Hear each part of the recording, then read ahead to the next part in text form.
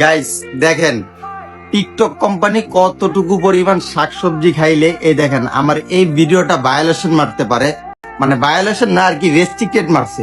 হ্যাঁ, ভিডিওটা খেয়াল করেন। হ্যাঁ, আর ভিডিওটা ভায়োলেশন মারার কারণ হচ্ছে আপনার অ্যালকোহল, তারপরে টোবাকো এন্ড ড্রাগস। হ্যাঁ, এখন আপনি ভিডিওটা খেয়াল করেন, ভিডিওটা দেখেন। আপনি এই ভিডিওটার ভিতরে আপনি তিনটা জিনিসের একটা জিনিস কি খুঁজা পান কিনা। হ্যাঁ, এই যে আপনি ভিডিওটা দেখেন, মানে এই ভিডিওটা শুধুমাত্র একটা সমুদ্রের ভিতরে।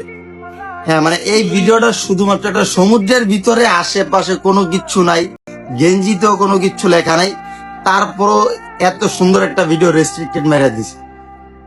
টিকটক কোম্পানি কতটুকু শাকসবজি খাইলে মানে এইসব ভিডিও মানে ভায়োলেশন ধরে, বাকি কোনো রেস্ট্রিক্টেড মানে আর কিছু বলার আছে?